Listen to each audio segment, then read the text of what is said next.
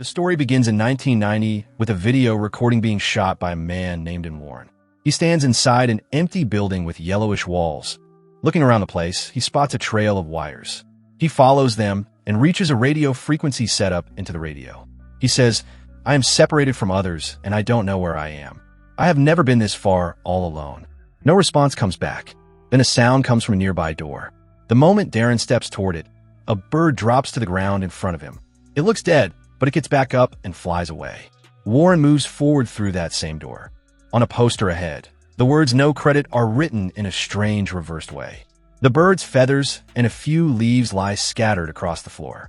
Then a strange entity appears behind him and the man runs. He rushes into a room where landscapes are painted across the walls. And here the entity attacks him. A group of scientists sit watching this recording. The scene shifts to a little girl pressing her handprint into a wet concrete floor beside her mother. But today that house is being demolished. The same little girl, now grown into Dr. Mary, watches it come down. Her eyes land on those handprints. The scene shifts to a furniture shop owner named Clark. Someone has scrolled "ripoff" across his store door. Every item in his store is marked down for sale. His bills are past due, and he is in therapy with that same Dr. Mary. Mary asks him to try a role-play exercise. They go back to the night Clark's wife, Barbara, left him the night she threw him out of the house. Clark will play himself, and Mary will play Barbara. Clark explains that he came home late that night. A glass slipped and shattered in the kitchen. From there, things escalated. Clark was drunk and angry. Mary slips into Barbara's role, and the two begin to argue all over again. Barbara was studying in law school. Clark tells her he's paying her school fees, covering every expense in the house, and on top of it all, she wants kids. Mary calls the exercise a good start, a way for all of Clark's feelings to finally surface. Then we see an advertisement Clark made playing a pirate captain. Captain Clark promoting his furniture store, but while shooting the video, he falls. The video is being recorded by Bobby, the boyfriend of the store's assistant manager, Kat. An electrician arrives. The store's cutouts and ceiling lights keep flickering over and over. Clark leads him to the circuit box. There, the electrician notices a set of red switches. Clark tells him they were never there before. They test them, but the switches change nothing. The electrician says they aren't even part of the main circuit. That night, Mary watches her own therapy ad. On the table beside her sits that concrete handprint. The one she took before her house was torn down. Clark sleeps in his store and watches TV. Then the TV shuts off. When he tries it again, the lamps come on instead. So there is power, but the TV won't come back on. Then the ceiling lights switch on by themselves. After that, they go dark on their own. Clark, thinking of his wife, ends up outside his old house, staring at it from the street. Meanwhile, Mary is at a house party. She sees a mother and daughter together. Something about them stirs a memory of her own mom. She goes and takes a pill. One night, Clark is drinking and watching TV again. For a single moment, that yellow-walled building flashes across his screen. Then the TV shuts off. Clark notices the light in his basement flickering. Furious, he goes to the circuit box and flips every switch off. The lights stay on. The moment he cuts the red switch, everything goes dark, but nothing comes back on. As he leaves, Clark spots a vertical line of light on a wall. He steps closer and hears sound coming from the other side. He presses his ear against the wall to listen, but he passes straight through it and finds himself inside that same yellow-walled building. Clark realizes the wall works like a portal, a way to move back and forth. Furniture is piled up here in heaps. Two chairs are fused together in a strange, unnatural way. Clark moves deeper inside. Right in the middle of the corridor stands a signboard with the word "stop" written backwards. Further ahead, a dead bird lies on the floor. Clark hears sounds coming from up ahead. He follows them, and there's a man standing there. But when he gets close, he realizes it's a cardboard cutout of a man. The sound is coming from a speaker mounted on it. It's wire running out through a door. A camera is set up here too. Clark tries to pull the speaker wire and open the door, but it won't budge. Then he finds a hidden compartment.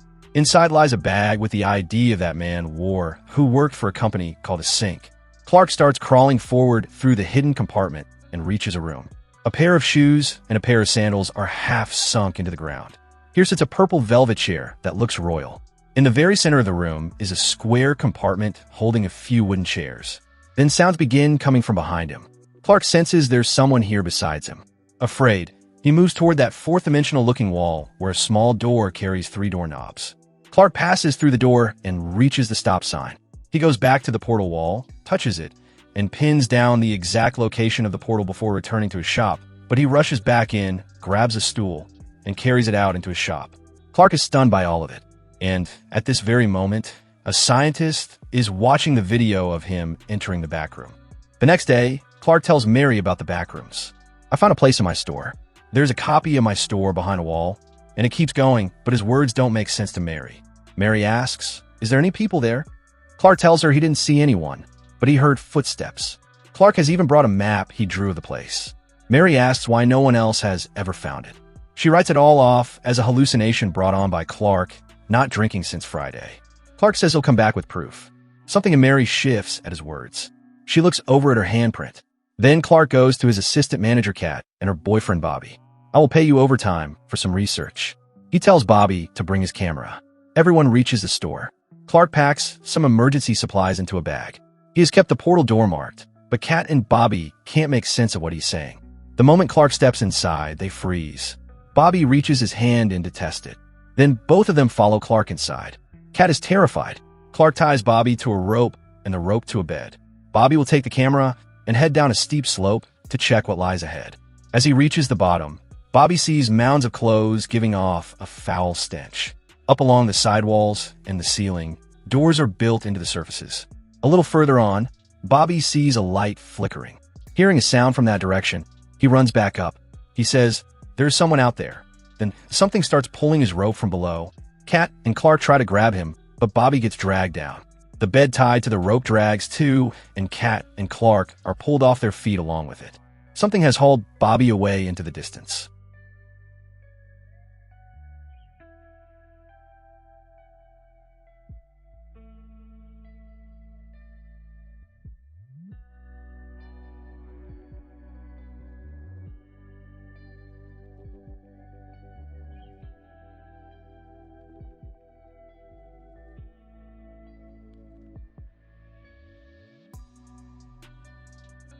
Clark has Bobby's camera. He moves forward with it and slips in between white walls, but beyond this, it's still the yellow back rooms.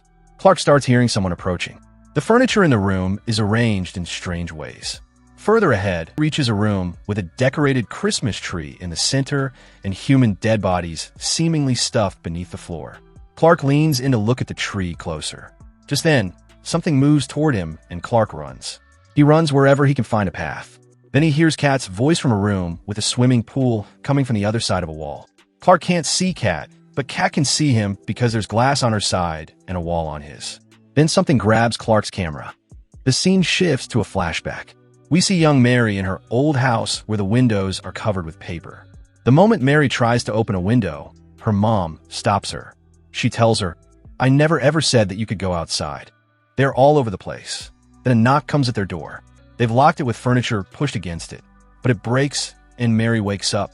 Mary picks up that handprint lying beside the bed. Then she hears a voicemail from Clark saying, "I opened the window of my heart and I won't be coming back." Hearing it, a worried Mary goes to Clark's store. The scene shifts to that same scientist who was monitoring Clark. On his TV, he sees Clark's pirate ad. He recognizes Clark and is stunned. Mary finds a door to Clark's store open and goes inside, but no one is there. Reaching the basement, Mary sees the maps Clark drew. She moves toward that marked door. Right in front of her, a fly slips inside. When Mary puts her hand in, it goes right through. She's shocked. Mary gathers her courage and crosses through the wall. She keeps walking, searching for Clark. Mary reaches a room filled with furniture. A little further on, she starts hearing the sound of TV. Following it, she sees a drawing of a monster with different things written around it. And this monster is tossing a human into the air. Then Mary feels something behind her. She hears Clark's voice say, "You are being too loud." Clark steps in front of her. Mary asks, "Where are we?" Then they hear the footsteps of someone approaching. Clark tells Mary to stay calm. He says, "It's only me. He knows me." Then the flickering light in front of them goes out, and Clark chokes Mary. Mary passes out. The scene shifts again into one of Mary's flashbacks. Her mom is admitted to a hospital, and Mary is left home alone. Beneath her house is a room with a little less stuff. Then the next room with even less. Then the next room more changed. Slowly, a yellow room appears with a structure like an open gate. Then Mary comes to she's sitting at a dinner table. Across from her, Beside Clark sits a strange man with multiple noses and eyes. A similar woman stands off to one side of the room. Mary asks, "What is this?" Clark tells her, "It's a mess, but also beautiful in a way." Mary asks, "Who are these people?" Clark says, "This place builds them. Somewhere in the world, there must be a man in a striped shirt, and this place has kept a memory of him, just slightly wrong. All these places and rooms are built from their memories, too." Clark shows her that these people can't feel anything. He drives a knife into the neck of the man, sitting in the chair, and the man doesn't react at all. Clark says they're like furniture. And the best part, you can eat them. What comes out of them isn't blood, but a fluffy kind of material. But here inside the fridge, Clark has kept Cat's head. Seeing it, Mary is terrified. She tells Clark to untie her. Clark says, "If I untie you, you'll just run like crazy people do." Mary says, "Tell me what you want." So Clark asks her to do that exercise again, the one where she plays his wife. But first, he tells the woman standing to the side to turn off the light. She doesn't obey his command, so Clark gets up and turns off the light himself. Then he cuts the hair, scalp, and all off this woman and places it on top of Mary's head. Clark puts Mary in Barbara's place and apologizes for coming home late that night and breaking the glass. But then he starts asserting his authority, how he can drink as much as he wants because this is his house and he pays for everything.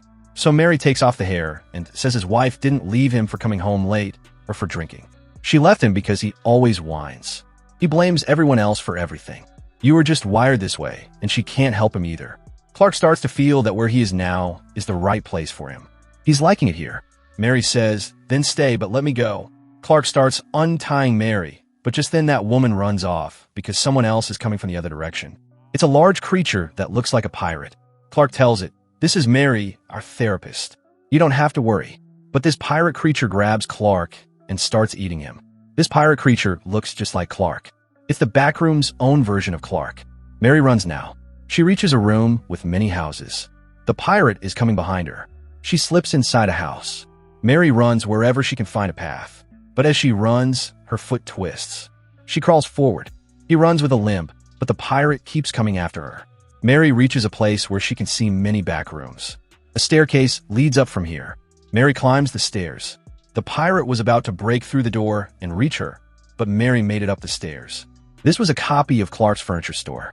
Everything here is like the original store, but slightly off. Mary tries to open the exit door, but there's a wall beyond it, and the pirate monster has come up behind her. To save herself, Mary picks up a piece of furniture. She strikes the monster's leg and breaks it, but Mary herself falls onto that human cutout with the speaker, which triggers some gases to release here. Mary starts to pass out, but the pirate monster comes at her once more. Mary tries to hold it off with her hands. She pulls the concrete handprint from her pocket and strikes the monster with it again and again. Mary escapes the monster by slipping into a narrow space because the monster can't fit in here.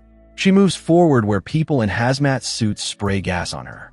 Seeing her, they start to panic. They carry her to a lab-like place where many more scientists are gathered. Moving ahead, Mary sees that these people were running experiments on the pirate monster too. A scientist named Phil comes and asks Mary, "What did you get in here?" Mary tells him, "I walked through a wall." The doctor confirms the store's location with her and asks, "Were you looking for this man?" Mary asks, "Where am I?" Phil explains that their company made MRI machines, but not anymore because they found the back rooms. Phil has been in there. Every day, he goes in and tries to find out a little more about it. But no matter how much they try to learn, they can't. And now they want Mary to tell them what she saw inside. But Mary asks, "What will happen to her then? Will you let me go after that?" Phil says that decision is not up to him. He just wants to have a normal conversation with Mary and learn everything. Then we get to see Mary's broken house, which had also formed inside the back room with her memory. But this too, like Clark's door, is a little imperfect. And here, an imperfect version of Mary had formed too.